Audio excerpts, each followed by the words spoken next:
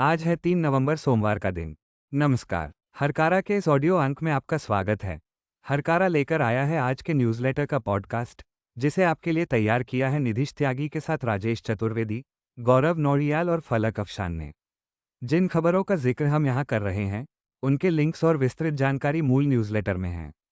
सुनिए ऑटोमेटेड आवाज़ में हरकारा यानी हिंदी भाषियों के लिए क्यूरेटेड न्यूज़लेटर। जरूरी खबरें और विश्लेषण, शोर कम, रोशनी ज्यादा। नमस्कार। हरकारा के इस अंक में आपका स्वागत है। आज बात करेंगे असम के मुख्यमंत्री हिमंता बिस्वा शर्मा के उस सनसनीखेज दावे की जिसमें उन्होंने जुबीन गर्ग की मौत को हत्या बताया है। बिहार चुनाव में लालू प्रसाद यादव की एंट्री और तेजस्वी के मुख्यमंत्री बनने के उनके विश्वास पर भी नजर डालेंगे। साथ ही प्रधानमंत्री मोदी के जवाबी हमलों को भी देखेंगे।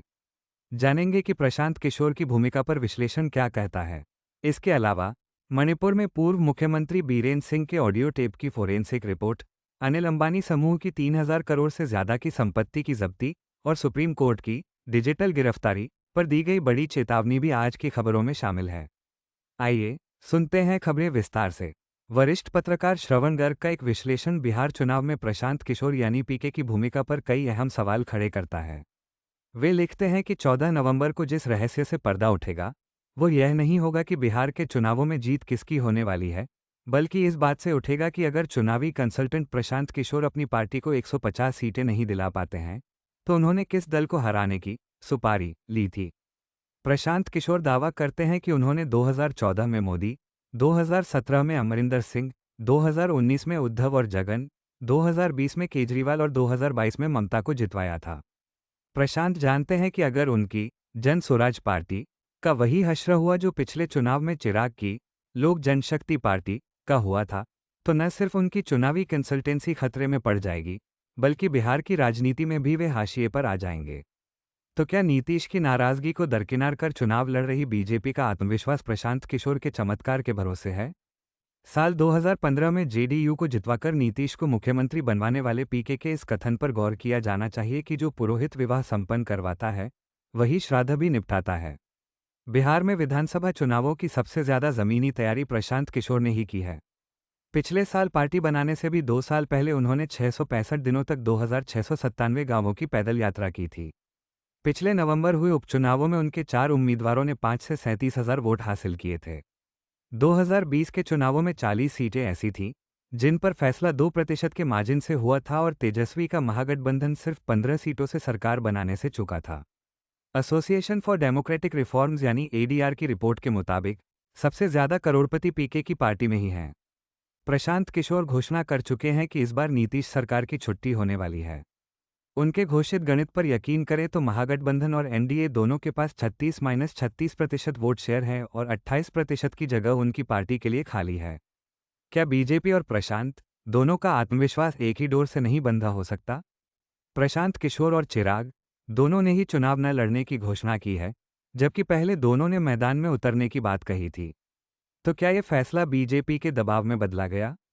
ये भी ध्यान रखा जाना चाहिए कि तेजस्वी, चिराग और प्रशांत तीनों महत्वाकांक्षी हैं। विपरीत नतीजों का सबसे ज्यादा असर प्रशांत के प्रोफेशनल और पॉलिटिकल करियर पर पड़ने वाला है।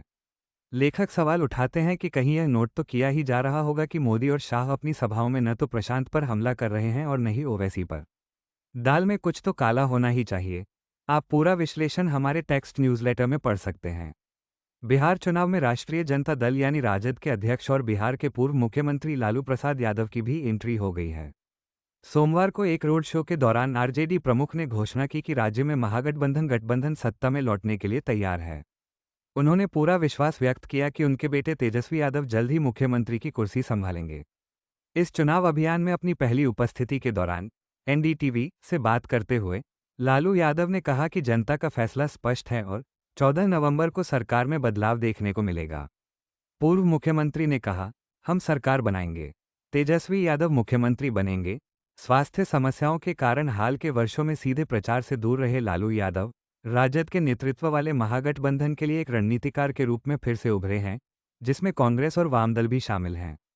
समाचार एजेंसी एएनआई के हवाले से उन्होंने कहा, चुनाव प्रचार बहुत अच्छा चल रहा है, गठबंधन जीतेगा, स्थानीय नेता अच्छा काम कर रहे हैं, लोगों का जबरदस्त समर्थन मिल रहा है, तेजस्वी को लोगों का समर्थन मिल रहा है। वहीं दूसरी तरफ प्रधानमंत्री नरेंद्र मोदी ने उत्तर बिहार में अपने एक दिवसीय अभियान के दौरान विपक्ष पर अपने हमलों को तेज कर दिया। उन्होंने लालू यादव और तेजस्वी यादव को सीधे नाम लिए बिना निशाना साधा। कटिहार में एक रैली को संबोधित करते हुए प्रधानमंत्री ने तेजस्वी यादव पर अपने पिता के पापों को छिपाने की कोशिश करने का आरोप लगाया और राजद के चुनावी पोस्टरों से लालू यादव की तस्वीर गायब होने पर भी ध्यान दिलाया। प्रधानमंत्री ने आरोप लगाया, अपने ही पिता की तस्वीरें न लगाकर वो कौन सा पाप छिपा रहे हैं जिन्हें आप इतना बड़ा नेता बताते हैं और जो सालों तक मुख्यमंत्री रहे। शायद इसलिए कि उन्हें इस बात का एहसास हो गया है कि वो बड़े नेता जंगल राज का बोझ ढो रहे हैं। प्रधानमंत्री ने आगे आरोप लगाया कि राजद बिहार के सबसे भ्रष्ट परिवार द्वारा नियंत्रित है, जबकि कांग्रेस, जो इंडिया ब्लॉक में उनकी सहयोगी है, देश के सबसे भ्रष्ट परिवार द्वारा चलाई जाती है। बिहार के सीमांचल क्षेत्र से द इंडियन एक्सप्रेस में वंदिता मिश्रा की एक ग्राउंड रिपोर्ट सामने आई है, जो वहां के राजनीतिक समीकरणों और मुस्लिम मतदाताओं की सोच पर रोशनी डालती है। यह क्षेत्र पश्चिम बंगाल और नेपाल की सीमा से लगा है और यहाँ एक बड़ी मुस्लिम आबादी है, जो पूर्णिया में 39% से लेकर किशनगंज में लगभग 68% तक है। यह इलाका पारंपरिक रूप से कांग्रेस और राजद के मुस्लिम यादव यानी एमवाई समीकरण का गढ़ माना जाता था। लेकिन 2020 के विधानसभा चुनावों में असदुद्दीन ओवैसी की एआईएमआईएम ने यहां 5 सीटें जीतकर इस समीकरण को तोड़ दिया, जिससे एनडीए का पलड़ा भारी हुआ था। हालांकि बाद में एआईएमआईएम के 4 विधायक राजद में शामिल हो गए। रिपोर्ट बताती है कि इस इलाके में एक बड़ा सवाल ये है कि क्या मुसलमानों को एक मुस्लिम पार्टी को वोट देना चाहिए। चूंकि यहाँ अल्पसंख्यक समुदाय संख्यात्मक रूप से मजबूत है, इसलिए वे आंख बंद करके किसी एक पक्ष का साथ देने को मजबूर महसूस नहीं करते। यहाँ धर्मनिरपेक्ष राजद कांग्रेस गठबंधन और नीतीश की जदयू दोनों से ही कठिन सवाल पूछे जा रहे हैं। एक तरफ बीजेपी का घुसपैठिया अभियान है, तो दूसरी तरफ स्थानीय लोग इसका खंडन करते हैं। लाइन बाजार के मनोज कुमार शाह बांग्लादेशी घुसपैठियों के खतरे की बात करते हैं, तो वहीं कब्रिस्तान चौक के कैसर पूछते हैं, घुसपैठिया कौन है? अगर कोई विदेशी हमारे घर आता है तो क्या हमें पता नहीं चलेगा? छोटी मस्जिद मोहल्ला के मोहम्मद साबिर अंसारी कहते हैं, गृह मंत्री को जवाब देना चाहिए। सीमा सुरक्षा बल क्या कर रहा था? ये तो बस एक चुनाव का मुद्दा है। मियाँ बाजार के मोहम्मद अफजल हुसैन कहते हैं, जैसे बरसात में मेढक टाई टाई करते हैं, वह भाजपा मुस्लिम नहीं कह सकते, इसलिए वे घुसपैठिया कहते हैं। मुस्लिम का नाम बदलकर घुसपैठिया रखा जा रहा है। हम पूरी तरह समझते हैं। 22 में जहां पिछली बार एआईएमआईएम जीती थी, वहां के लोग कहते हैं कि इस बार भ्रष्टाचार, महंगाई और बेरोजगारी के अलावा वक्फ कानून पर नीतीश की चुप्पी भी एक बड़ा मुद्दा है। वहीं कुछ लोग मानते हैं कि ओवैसी मुसलमानों के लिए बोलते हैं, जबकि तेजस्वी का राजद मुस्लिम वोट तो लेता है लेकिन समुदाय को उचित प्रतिनिधित्व नहीं देता। असम के मुख्यमंत्री हिमंता बिस्वा शर्मा ने सोमवार को घोषणा की कि सुपरस्टार जुबिन गर्ग की 19 सितंबर को हुई मौत एक हत्या थी, हादसा नहीं। ये बयान तब आया है जब सिंगापुर और असम दोनों में इस मौत की प्रकृति की जांच चल रही है। मुख्यमंत्री ने यह भी बताया कि मामले की जांच कर रही विशेष जांच टीम यानी एसआईटी दिसंबर के मध्य तक अपना आरोप पत्र दाखिल कर देगी। आपको बता दें कि जुबिन गर्ग का निधन 19 सितंबर को 52 वर्ष की आयु में सिंगापुर में हुआ था। वो वहां 20 और 21 सितंबर को होने वाले नॉर्थ ईस्ट इंडिया फेस्टिवल के सांस्कृतिक ब्रांड एम्बेसडर के रूप में गए थे। सुकृता बरुआ की रिपोर्ट के अनुसार शर्मा ने पत्रकारों को बताया कि यह एक हत्या थी। उन्होंने कहा, मैं आज जुबिन गर्ग की मौत को दुर्घटना नहीं कहूंगा। हमें 17 दिसंबर से पहले जुबिन गर्ग की हत्या का आरोप पत्र दाखिल करना है। मैंने 8 दिसंबर तक इसे दाखिल करने का लक्ष्य दिया है। हम सभी दिशाओं से तैयार हैं। यदि कुछ विदेश में होता है तो आरोप पत्र दाखिल करने से पहले हमें गृह मंत्रालय से मंजूरी लेनी होती है। कल मैंने गृह मंत्री अमित शाह को भी अवगत कराया ताकि मंजूरी जल्दी मिल सके। अगले कुछ दिनों में एसआईटी गृह मंत्रालय को लिखेगी। एक बार हमें मंजूरी मिल जाने के बाद हम 8, 9 या 10 दिसंबर को आरोप पत्र दाखिल कर देंगे। सुप्रीम कोर्ट ने सोमवार को एक कुकी अधिकार संगठन को सूचित किया कि गुजरात के गांधीनगर स्थित राष्ट्रीय फोरेंसिक विज्ञान विश्वविद्यालय यानी एनएफएसयू की रिपोर्ट में यह निष्कर्ष निकाला गया है कि पूर्व मुख्यमंत्री एन बीरेन सिंह के जो ऑडियो टेप सामने आए थे, वे संशोधित, संपादित और छेड़छाड़ किए हुए हैं। इन टेपों में दावा किया गया था कि बीरेन सिंह जातीय संघर्ष भड़काने वाली टेलीफोन बातचीत कर रहे थे। द हिंदू के अनुसार जस्टिस संजय कुमार की अध्यक्षता वाली पीठ ने कोर्ट रूम में विश्वविद्यालय की रिपोर्ट को पढ़कर सुनाया। जस्टिस कुमार ने कुकी संगठन की ओर से पेश हुए अधिवक्ताओं प्रशांत भूषण और चेरिल डिसूजा को बताया कि ऑडियो टेप प्रोसेस्ड और बदला हुआ था, और ये वैज्ञानिक रूप से आवाज़ के मिलान के लिए उपयुक्त नहीं है। कुकी संगठन ने आरोप लगाया था कि ऑडियो टेप में पूर्व मुख्यमंत्री की टेलीफोन बातचीत थी, जिससे मणिपुर में जातीय हिंसा में उच्चतम पदाधिकारी और अन्य लोगों की संलिप्तता स्थापित होती है। संगठन ने लीक हुए ऑडियो क्लिप की न्यायालय की निगरानी में एसआईटी जांच की मांग की थी। अधिवक्ता प्रशांत भूषण ने रिपोर्ट पर प्रतिक्रिया देते हुए ट्रुथ लैब्स के परीक्षणों का हवाला दिया, जिसमें दावा किया गया था कि रिकॉर्डिंग में कोई ब्रेक नहीं था और आवाज़ की संभावना 93% थी।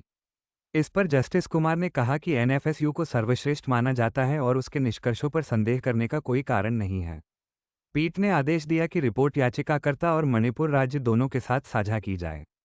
कोर्ट ने याचिकाकर्ता को 2 सप्ताह के भीतर विश्वविद्यालय की रिपोर्ट पर अपनी प्रतिक्रिया दर्ज करने की अनुमति दी।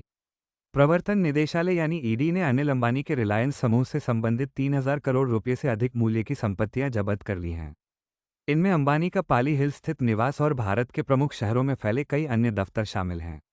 एजेंसी ने कहा कि उसने समूह की संस्थाओं से जुड़ी लगभग 3,084 करोड़ रुपये की संपत्तियों को अस्थायी रूप से कुर्क किया है। ये आदेश धन शोधन निवारण अधिनियम यानी पीएमएलए के तहत जारी किए गए। इसके बाद दिल्ली, नोएडा, गाजियाबाद, मुंबई, पुणे, ठाणे, हैदराबाद, चेन्नई और कांचीपुरम जैसी जगहों पर संपत्तियां कुर्क की गईं। यह मामला रिलायंस होम फाइनेंस लिमिटेड और रिलायंस कमर्शियल फाइनेंस लिमिटेड द्वारा जुटाए गए सार्वजनिक फंडों के दुरुपयोग और मनी लॉन्ड्रिंग से संबंधित है।